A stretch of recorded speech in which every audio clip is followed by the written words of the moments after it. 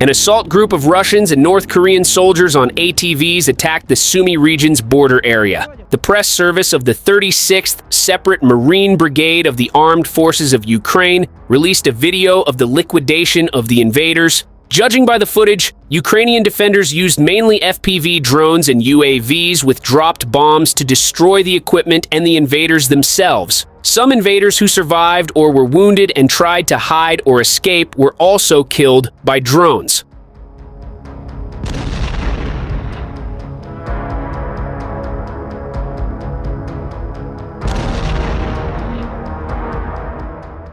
A source from the 36th Marine Brigade told Ukrainska Pravda that the invaders performed assault operations between Sverdlikovo, Kursk region, Russia, and Novenka in the Sumy region.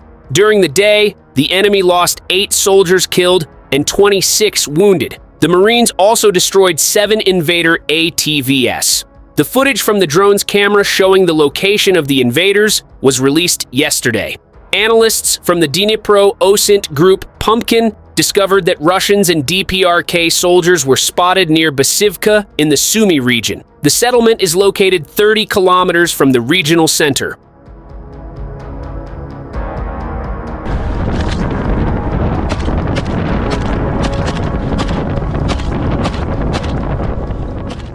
Earlier, Colonel Andriy Demchenko, spokesman for the State Border Guard Service, stated that Russian troops are trying to break through the border of the Sumy region near the settlements of Novenka and Zharavka, but the Ukrainian Defense Forces are destroying their assault groups. He also shared that the enemy continues to use small assault groups to enter Ukrainian territory. The spokesperson noted that the main task of enemy assault aircraft is to enter Ukrainian territory as far as possible, accumulate, and then, when they have the strength, expand the combat zone on our territory.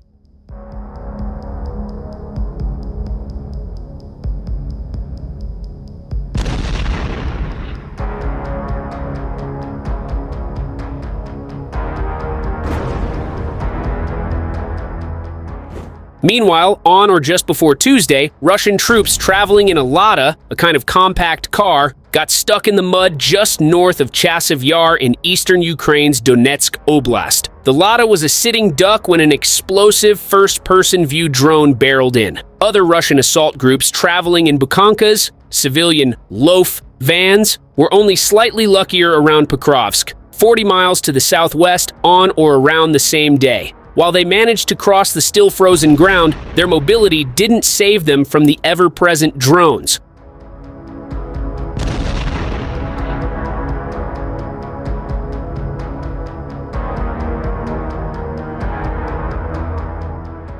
The combination of mud and drones afflicts logistics troops as much as it afflicts the infantry. Russian supply trains have no choice but to stick to the main paved roads, as alternate routes are increasingly soupy as winter turns to spring.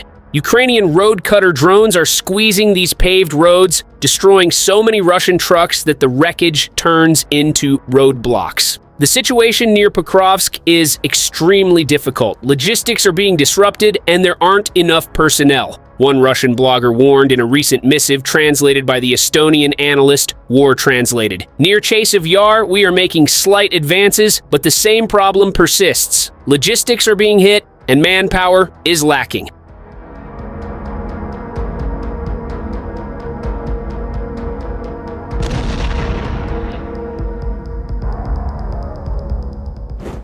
The Russians should brace for both problems to get worse before they get better as the mud deepens and more infantry die while riding in civilian vehicles that are prone to get stuck, and then become easy prey for the same drones that are blowing up Russian supply trucks.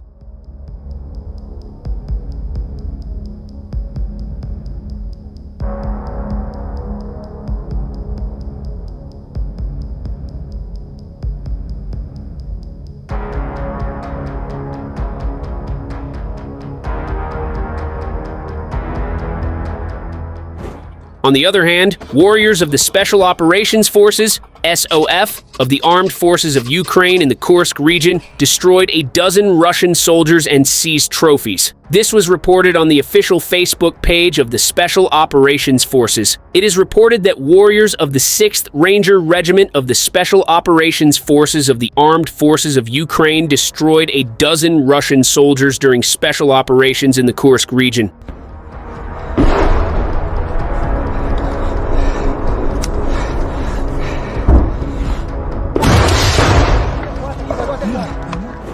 Careful planning and coordination of the unit allowed the operators to conduct a successful raid on enemy positions. The soldiers successfully cleared the dugouts of the Russian soldiers, leaving no chance for the enemy, the report says.